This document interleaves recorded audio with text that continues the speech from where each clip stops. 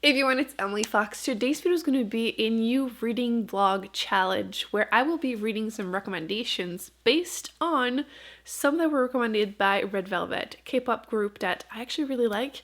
I remember when they came out with Psycho, which the song, the music video, the makeup, the look, I may have been inspired to do this look when it came out, and seeing these pictures of them actually makes me want to get bangs again. They were so pretty, but so high maintenance. I actually got the idea of doing this video because I realized I still had on my waiting list at the library this book, Kim Jiyoung, Born 1982, which I had added to my list because it was recommended by Irene, one of the singers, as one of her favorite books, and there was this huge controversy because South Korea is still very conservative, and this is a very feminist book, so people were like ripping off her pictures, burning them, so obviously that made me want to read the book. So here we are much later, and I still want to read this book, and I decided to look into what other book recommendations were made by the rest of the group. But turns out she's not the reader of the group. It is definitely Yeri, who is definitely constantly photographed. I'll put some pictures with a book in her hand.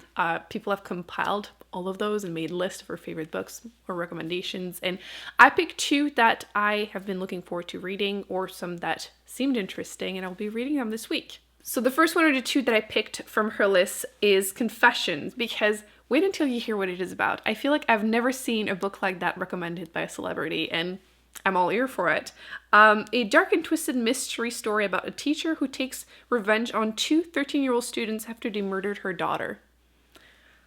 Okay, I will be reading this. The second book I picked from her list, I already had the book on my shelf and I had been meaning to read it forever, so I took it as a sign that I needed to do it, and it is Norwegian Woods by Murakami, which I'm a little nervous to read his work for a few reasons. First off, it tends to be on the magical realism side, which has been very hit and miss for me. Also, I've heard of the way he describes female characters, so we'll see how that goes. But I've been told that this is the best way to start by him. It's a fairly short book too, compared to like this one. It's also much. This one terrifies me. So I think this is a good compromise. It's on her list. I already own this. I've been meaning to read it, so it's definitely the kick in the butt I needed. I'm actually really excited about these. I will be starting with Irene's recommendation because that was the book that made me want to do this video, and then we'll go with the murder mystery after, because I really didn't expect that. I finished my first book and it was just amazing. Absolutely enraging, but amazing. Irene, you can give me any recommendation you want. I will be reading them. Actually, I liked it so much that as soon as it was done, I ordered this edition because I think it's prettier than the one my library had, but it's so pretty. Very, very quick read. It's about this woman who basically following her whole life story between childhood and now that she is married with one child, and her husband, her family thinks that she's losing it. And it just talks about sexism, daily sexism under patriarchy in South Korea. And there are definitely a bunch of stories in there that we can all relate to. To be fair, from the first chapter, I wasn't sure how I felt about the writing. It felt really dry, but it's on purpose. And I feel like knowing that would probably make more sense once you get to the end, which I'm not going to spoil. It makes sense. Just know that. So before I get into all the sad stuff, I want to mention one thing that I thought was funny, because for part of it, they didn't translate, or actually they translated oppa for daddy, and I feel like the connotations are so different in Korean compared to English. Daddy in English has just that weird sexual connection to it, and like I speak French, it's my first language, and like I call my dad papa, which I guess is the equivalent, but like there's no weird connotation. Like I still call him dad in public. Like if I can't find him at a store, I'm just gonna yell papa. Like so like it was just weird at one point because there was this sentence that was like, "You're not giving me a hard life, daddy," and I'm like it's the only part that was like, I don't know about that translation. But everything else is just so relentlessly awful, and it's things that women put up with. For example, the whole idea of women having to help their brothers be successful and just them being passed over every time. The whole idea of boys that harass you are in love with you. The fact that if you're being stalked or mistreated by a boy, it must be your fault. And like the fact that even the good ones, they still do things. Even the ones that are deeply good people, they still take part into the patriarchy. And it's just so sad to read her story. Highly recommend it. I feel like a lot of people would relate. And I feel like I wish I could make men read this and like actually empathize with the story. Because I'm sure, I know some of them would absolutely adore it, but I feel like the ones that would need to actually get it probably wouldn't. But a few quotes that I really enjoyed just to talk about it more. When the girl says, girls don't need special treatment. They just want the same opportunities and responsibilities. Like at work. It's true. My favorite chapter was the third one about her adolescence. And at one point it talks about, I don't want children. I'm child-free. And they were talking about the fact that it's so much easier for men to decide to want children. They don't have to give up anything for it. And I've often joked in the past that if I were a dad, I would consider it. So this discussion, I feel like the book is really short. It's less than 200 pages, but it's just a bunch of really important topic that I feel like we need to discuss more. Yes, things have improved a little bit since 1982, but I feel like there's still so much more that needs to happen. So I understand why there was so much backlash when this book came out, because it is calling people out, like hard. But it's a tough but really important topic, and I think that if you go into it with that in mind, you're definitely going to enjoy it. Again, be warned with the dry writing, but really, really loved it. And once again, not spoiling the ending, but not surprised, but it still hurts. So that was my review for the first book. Highly recommend it. 5 stars. Literally went out of my way to buy a copy. I'm trying to do it more often now whenever I'm enjoying a book that I got from my library. So now I'm going to be reading Confessions. I bought the ebook of it because it was faster than ordering it online for this video. And I am really looking forward to that one because it seems so dark. And again, I don't feel like I've seen a lot of celebrities recommend these kind of books, so I will let you know in a couple days. I finished book 2, Confessions, and I was not ready for this. Definitely teacher wanting to get her revenge over 2 students, 13-year-olds, that's young, killing her daughter. Her body was found in the pool. It looked like an accident. Is it? Is it not? And I feel like I would really like that story as a teenager. I feel like the writing, I don't know if this was categorized as adult or young adult, but I feel like I would have really loved this as a teenager, not too young, obviously it's a very serious topic, but still. I enjoyed how it was handled. I enjoyed how harsh the teacher was. Like, she was very quotable. Like, let me include one. Like, she really didn't give a damn about some of the stuff that she said to these kids. At one point she says, lots of people fritter away their lives complaining that they were never able to find their true calling, but the truth is most of us probably don't even have one. So what's wrong then with deciding on the thing that's right in front of you and doing it wholeheartedly? That's what I did and I have no regrets. That wasn't one of the harsh ones, but like at one point she's just like, but I have to say that I'm less interested in catering to your adolescent whims. It's like, okay.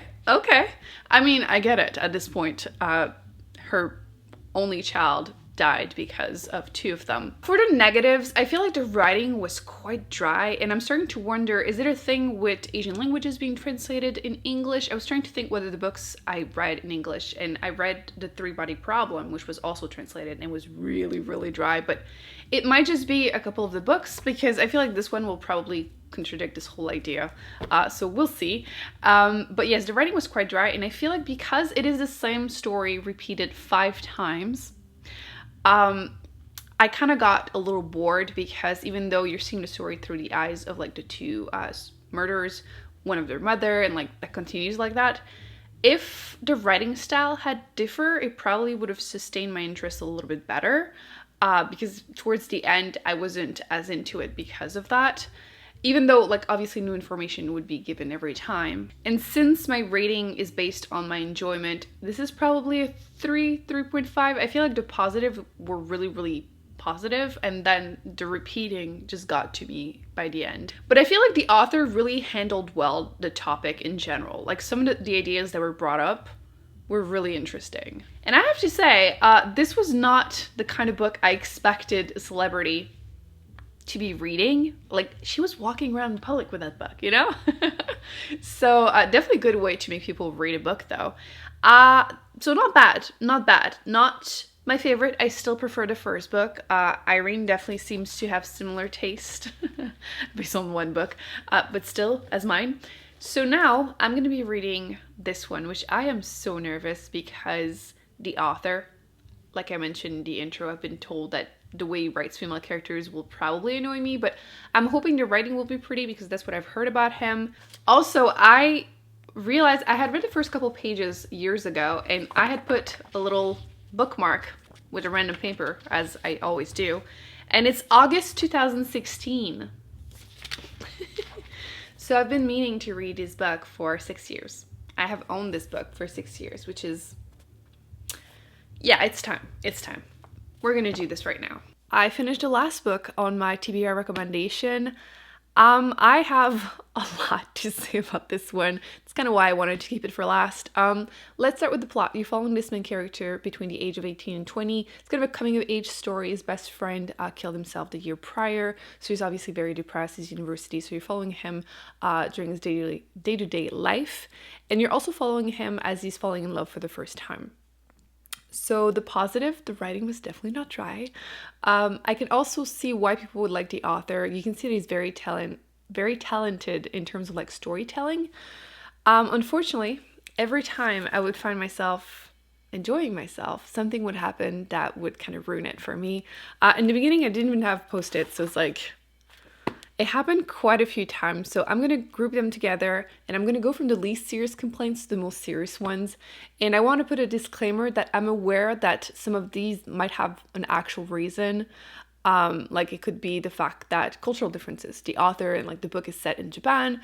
It could be the fact that it's also set in 1968. And I'm aware of these things, but obviously I'm basing my reviews, my ratings based on my enjoyment. So it is what it is. So the first complaint is the fact that the women during sexual situation are compared to babies and little girls, and it really bugs me. So in this scene, there's a naked woman in front of him, and he's thinking her body had the heartbreaking luster of newborn flesh. Not too bad, not too bad. He also mentions her tiny nipples, which people had warned me about. You were right. But this one is much, much worse. In my edition, it's page 290. Sex scene, and he thinks she had the breast of a little girl. And like, even if the author had been like the best at writing sex scene, it was super sensual or something, this crap would still take me out of the story because like, it grosses me out. You can't tell me there wasn't another way to describe her small breast. Already better than breast of a little girl. Anyway, the second one is a personal pet peeve of mine. It's just that I feel like ever since I've noticed this thing, I've realized how common it is, and now I can't unsee it. And it's the fact that authors, and mainly male authors, tend to associate wrinkles and 40-year-old women. Not women that are older, not the ones that are younger. It's like 40, they think we just turn into raisins. And like, it's just constant. So you have a 38-year-old woman. The first time she's introduced, you literally get a paragraph solely about her wrinkles. And like, again, I'm aware that could be because it's from the point of view of an 18-year-old and that's what he's seeing. Yes, but it happens a couple times throughout the books and it's just so awkward. And it's because, again, it's not one book. I feel like I could name you like 5 right now that has a scene or a couple scenes like this, and it's just a personal pet peeve, like I said. But we get to the more serious part. Let's start with the sex scenes. Because let me read you one. It is cringy. I wanted to explain to her, I am having intercourse with you now. I am inside you. But really, this is nothing. It doesn't matter. It is nothing but the joining of 2 bodies. All we are doing is telling each other things that can only be told by the rubbing together of 2 imperfect lumps of flesh. I would rather go back to reading fairy porn by Sarah J. Maas. I would rather take all the mates and growlings over imperfect lumps of flesh. I'm already not a big fan of sex scenes. They give me secondhand embarrassment, but this is terrible. But my most serious complaint is the female characters, they don't ring true to me. And again, I'm aware of the excuses that could possibly explain it, but you can't tell me that all of these women are acting like this around him and telling him these things. They're not believable. And I know people like to joke that like, oh, some male authors, you don't know if they've ever spoken to a woman. Yeah, because the scene specifically, the one that annoyed me the most is the scene where Reiko, the 38-year-old wrinkly woman, is telling him about, I'm going to keep this spoiler free, but she's telling him about the sexual assault that happened to her. And the way she's explaining it is so sexualized. And I really, really, really, really resent whenever, especially again, male authors write sexual assault scenes that are like fetishized. It pisses me off. I'm just gonna say it pisses me off. So I don't care that whatever excuses people can come up with, I didn't like it. That's the point. That's the review. So personally, I didn't really care for the book. Every time that I would find myself enjoying the storytelling, I would just be annoyed. And it's not once or twice, you know, it's a lot. So unfortunately, I just can't see myself recommending this book to like anyone ever. I'm still happy though that I read it through this challenge, because I don't think I would have picked up that book anytime soon. I mean, with the little bookmark, you can tell it had been over 5 years. So at least it helped me with that. I can see why people would recommend the book if they've enjoyed it because the author is so popular. But like, for me, this was a big no-no. I had been warned, so I was expecting it. But yes, I still enjoyed myself though with this challenge. I feel like I definitely got out of my comfort zone, discovered some new authors. I might try the other book that I showed by him, but I'm not in a rush. I hope you enjoyed it. Thumbs up, subscribe. I will be putting on the screen more videos that I recommend you check out. And don't forget to subscribe, because I am planning on doing a challenge soon about my pile of shame, basically the books that I've started but never finished. So I want to try to finish a couple of those. And I will see you in an upcoming video very soon. Bye. Kiss on a cheek, or loving just like we